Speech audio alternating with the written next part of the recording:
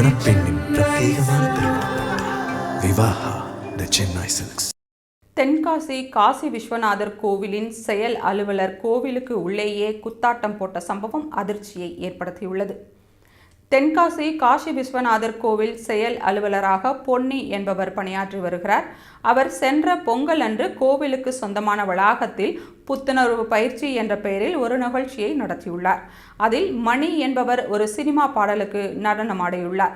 அந்த சம்பவம் பக்தர்களிடையே அதிர்ச்சியை ஏற்படுத்தியது. இந்நிலையில் அதற்கு இந்து தமிழர் கட்சியின் தலைவர் ராம ரவிக்குமார் கண்டனம் தெரிவித்துள்ளார். கோவில் வளாகத்தில் சினிமா பாடல்களை பாடி கேளிக்கை கொண்டாட்டங்களில் ஈடுபடுவது அறநிலையத்துறையின் எந்த சட்டத்தில் இருக்கிறது என்று தெரியவில்லை என ராம ரவிக்குமார் கூறியுள்ளார். சென்ற ஆண்டு செப்டம்பர் மாதத்தில் காசி விஸ்வநாதர் கோவிலில் திருவாசகம் முற்றோதல் நிகழ்ச்சி நடத்த சிவனடியார்கள் அனுமதி கேட்டதற்கு கட்டணம் கேட்டவர்தான் அந்த செயல் அலுவலர் என்று ராம ரவிக்குமார் சாடியுள்ளார்.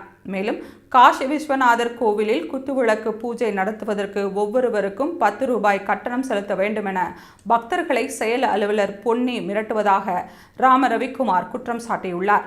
கோவிலில் சினிமா பாடலுக்கு நடனமாட அறநிலையத்துறையின் எந்த ஆணையர் அனுமதி வழங்கினார் என்று கேள்வி எழுப்பிய அவர் இத்தகைய செயலில் ஈடுபட்ட பொன்னி மீது கடும் நடவடிக்கை எடுக்க வேண்டும் என கூறியுள்ளார். தமிழகத்தில் பல திருக்கோவில் வளாகங்களில் நடனமாடி ரீல்ஸ் போட்டவர்கள் மீது வழக்கு பதிவு செய்யப்பட்ட நிலையில் செயல் அலுவலர் பொன்னி மீதும் வழக்கு பதிவு செய்ய வேண்டும் என ராம ரவிக்குமார் வலியுறுத்தியுள்ளார்.